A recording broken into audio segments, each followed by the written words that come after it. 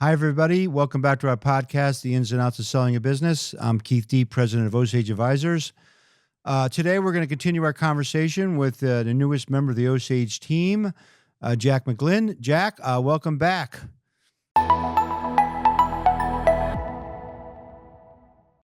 Thank you. Good to be back. Glad you're here, and we're excited. Just so our audience knows, Jack is based in Chapel Hill, North Carolina, and we'll be looking to expand Osage business in the Carolinas and Georgia, as well as Virginia and other places in the Southeast. For the audience benefit, Jack has a tremendous toolkit. He is a CPA. He was CFO president of a startup business that he grew, did a lot of M&A activity, spent 20 years with private equity firm Capitala, and was responsible for sourcing deals as well as selling off some of your portfolio companies. Right. And Yep. So today, Jack, I thought it'd be great for our audience because you have a passion like I do, like Osage does, for working with closely family-owned businesses looking to sell.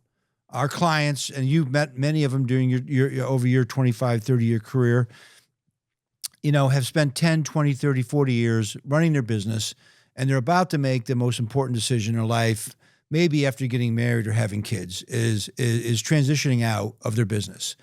And as a relationship firm, Osage really takes that to heart. And you and your experience embrace that and understand it. And today I want to kind of talk a little bit about and let the audience get a sense from you. You're what they call a private equity investor. You spent 20 years in the industry, and there's a lot of misnomers about private equity from business owners. They hear from their friends, invest with, don't go private equity. They're going to ruin your business. They're going to take it down. And there's other people who invest with private equity, and it's a huge success. So, maybe we can start off talking a little bit about when you're looking at either a platform investment or add-on investment to your private equity portfolio. What are some of the key characteristics that that pop up? Because you get hundreds of books or sims or people calling you, hey, we got deals for you to look at. And, and getting to that, looking through 100 books and getting down to that 4 or 5 that catch your eye, what are some of the key, traits that you guys look for, characteristics? Yeah, I mean, ultimately, the good acquisitions come down to a good management team. But as you know, you don't know what you have there until way down in the process. Post kind of LOI. So you get into the sim and you try to imagine what kind of management team is behind all the writing in the sim. And the ways to do that, you're looking for, do they have good recurring revenue? I mean, is there, they did X amount in 2022 and Y amount in 2023. They're doing this in 2024. Do you have that visibility into 2025? Can you see into 2026? I mean, do they have customers that they've had for 10 years, 5 years, or do they have to go out and get a new customer, every day, every week, every month? So the longer those customers are around, the better. But at the same time, you don't want to have someone that has a lot of customer concentration, meaning they only have 2 customers. Right. They have 10 customers, but one of them is 80% of the business. Because that's risky. Because even if that customer has been around for 20 years, they could go away, especially if there's new ownership coming in. So you're kind of balancing the risk. Is it a cyclical business? Meaning, in a downturn, is it gonna have a lot of trouble? Is it gonna lose a lot of its business and have to scale down, or is it something that is sustainable and can ride out a recession?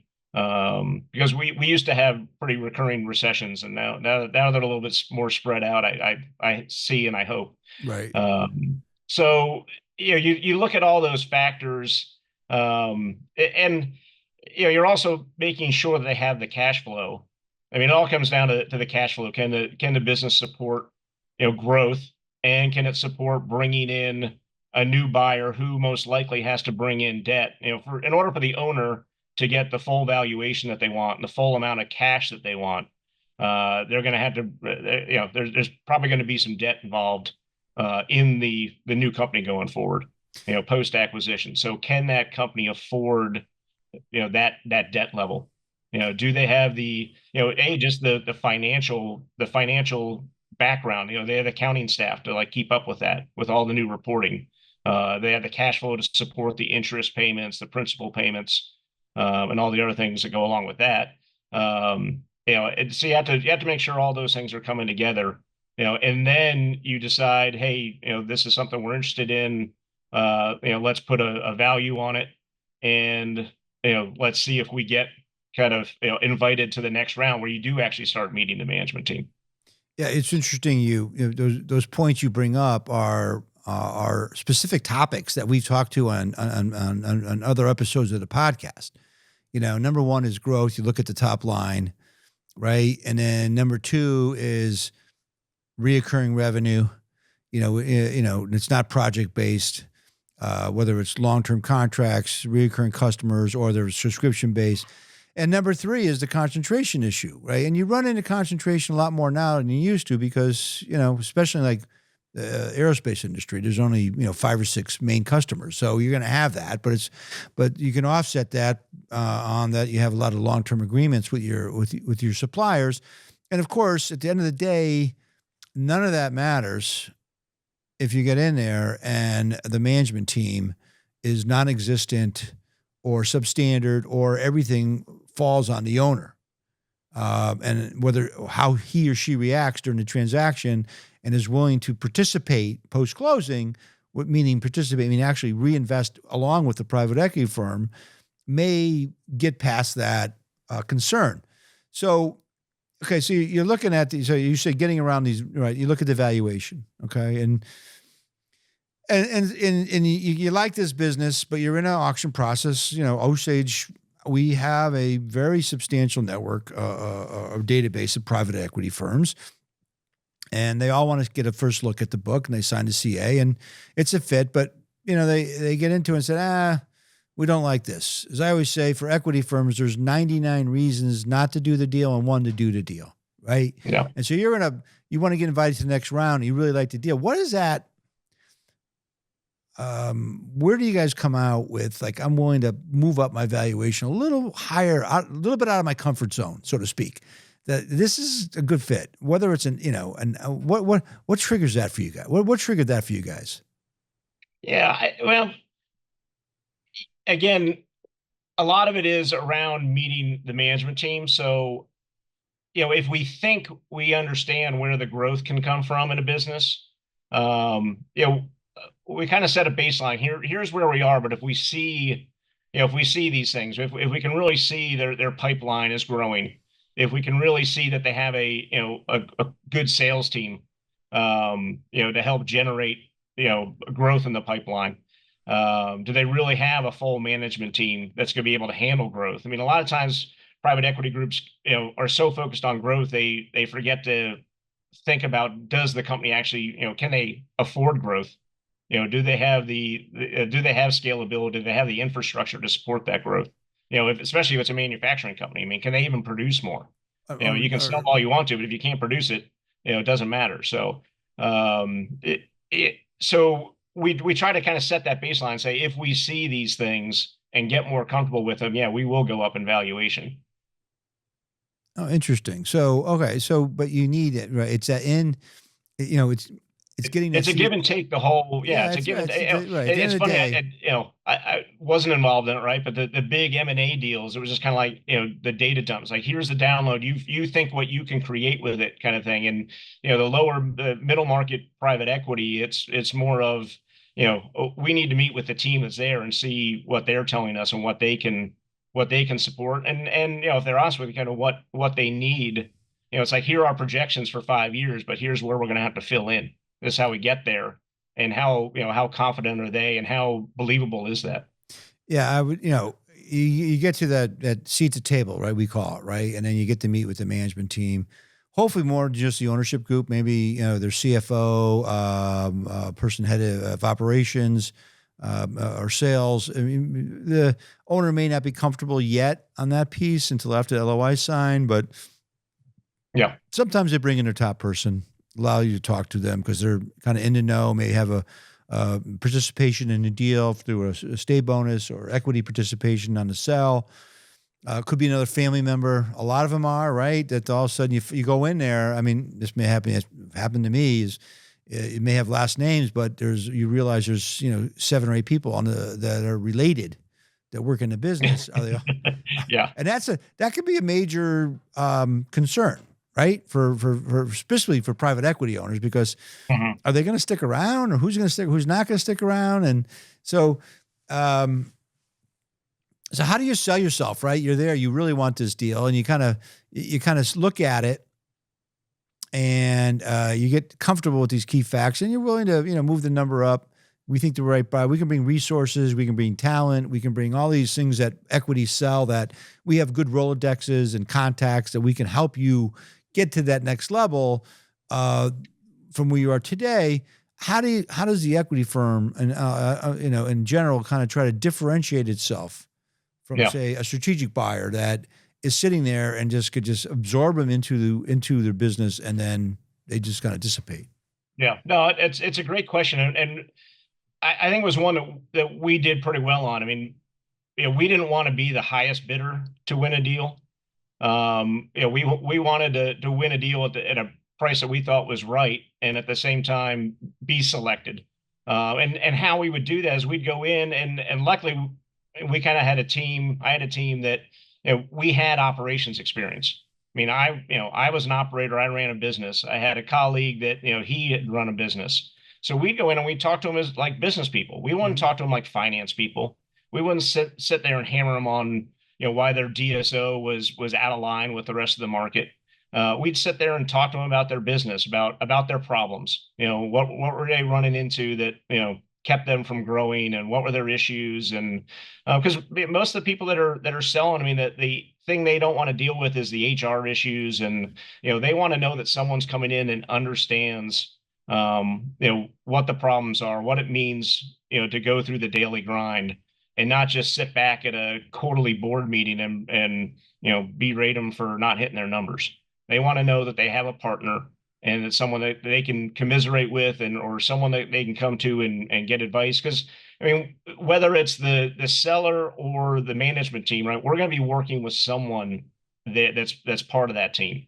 We for the most part wanted the seller to stay involved, whether rollover equity, seller note, continuing to run the business, stepping into some other role. But we've continued to work with them and the management team. So we wanted everyone to know that hey, we've done this before, and it would help too as we got bigger and more experience and more deals under our belt to be like, hey, here's our portfolio, and you can call Bob from our deal 8 years ago, and it didn't work out well, but I still have a great relationship with him, and we worked well together, and we worked through problems together.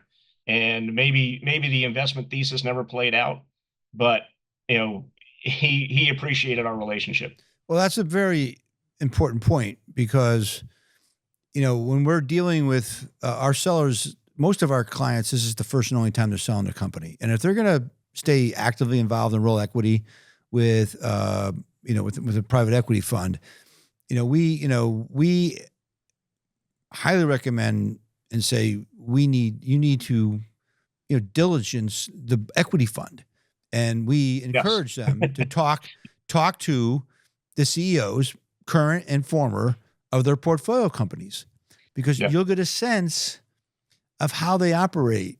So you start getting, you start doing the calculation in your head, is this the kind of firm I want to work with? Because, you are now going to have a partner, which you haven't had ever in a lot of cases.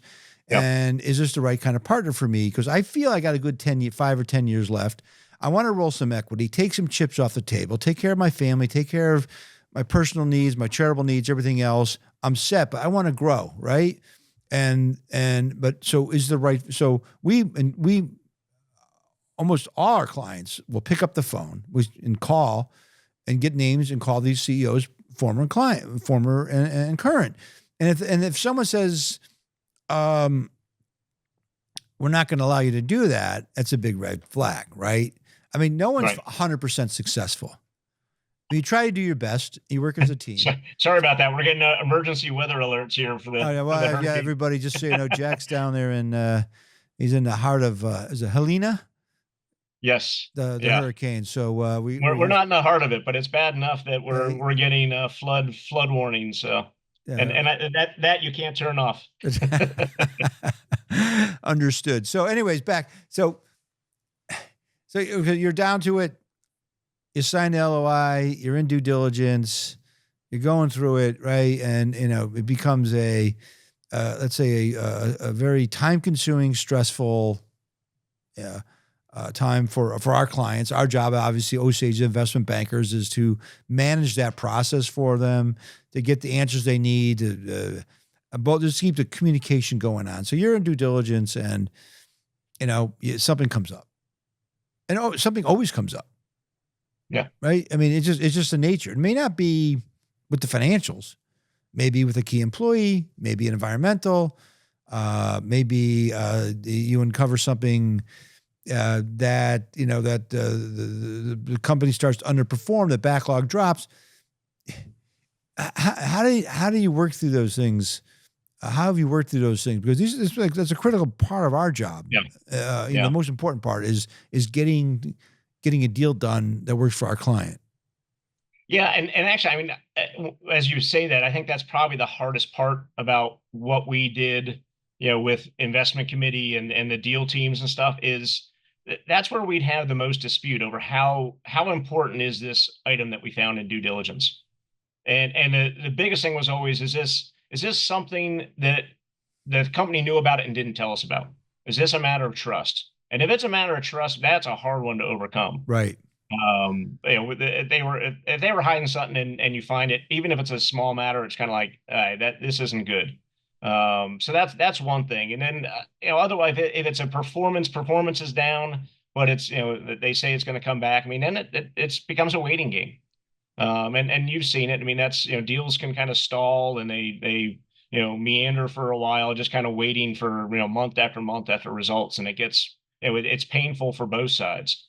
But for the most part, if it's how do they treat this accounting issue, revenue recognition, right, inventory issues? It's my mind was always, let's just work through it. There's an answer here. Let's figure out how we're going to attack it. Let's get it done, and let's move forward. So it's just, it really all depends. And if you get into like legal issues and stuff, that's you really have to start getting advice from people about what's this really mean.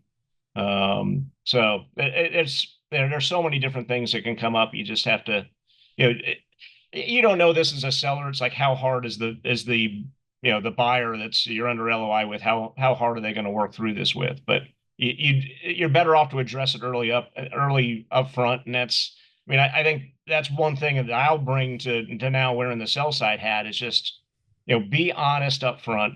If there's anything you're concerned about, talk to people about it. Because if you hide it, you spend a lot of time, you burn a lot of time, waste a lot of time. That's going to cost you time and effort, and then it's gonna come up at some point. It's going to come up. I mean, we talk about. I mean, the trust is paramount. I mean, we talk about it all the time with prospective clients and current clients. Full disclosure all the time. If something comes up, immediately notify the other party. Let them know what the issue is. And if you have a willing buyer and a willing seller, you'll find a solution. If you try to cover it up, so to speak, suppress it, just let's see what happens, it's going to come up, right? Yeah. We had a situation where we had a client that the main customer, in this case was Honeywell, delayed an order that was a significant part of their business for 6 months. We're going to do it, but we're going to wait 6 months. So what do we do? My clients, what do we do? So we pick up the phone, we call the buyer right now. We worked it out. And the order came in, but if we kind of held it and all of a sudden they find it, 2 weeks before it's supposed to close, it would have created a deal because you lost that confidence. Yeah. Because you're supposed to be a team together, right? So those are the kind of things that we really talk about. And, we, in our SIMs, we talk about what the ownership goals and objectives are. We try to be totally transparent upfront about everything. And you brought it up. when you're working with clients, they get nervous about things. It's okay. Well, if this is the right buyer, they will find a solution that's going to work that to your benefit. And that's, I mean, even when I was on the buy side, I was still selling stuff. You had referenced it earlier in the first episode. I mean, I had to sell some portfolio companies, and when I was doing that, it was, I'd have very targeted customer, calls with some companies and say, this is what you're going to get if you're going to buy this, because timing was probably the bigger issue for me in any of these sales. So it was like, let's cut to the chase. Here are the strengths and weaknesses, and let's talk about the weaknesses, because this is what you're going to have to work through, and that you need to be aware of. But I need to do something quick here, and let's not, I don't want to sit and have you dig through things and then come up with this. Oh, wait, there's a weakness here. Well, Jack, your experience, your skill set, your passion for working with family companies is something I've been looking for a long time, finding that right person. And we're really excited for you to join the Osage team. And I thank you for being with us today and look forward to working with you on many deals in the future. Great. No, I'm looking forward to it. Great. Ready to get going. Well, buckle down in that hurricane, and we'll talk to you soon. And thanks again, everybody, for being with us today. My name is kdee, president of Osage Advisors. If you enjoyed this podcast, you can subscribe to our YouTube channel at The Ins and Outs of Selling a Business. To learn more about Osage Advisors, you can visit our website at osageadvisors.com. You can email me with any questions at kdee@osageadvisors.com, or feel free to pick up the phone and give me a call anytime at 860-767-3273, extension 1001. Thanks again for being with us, and have a great day.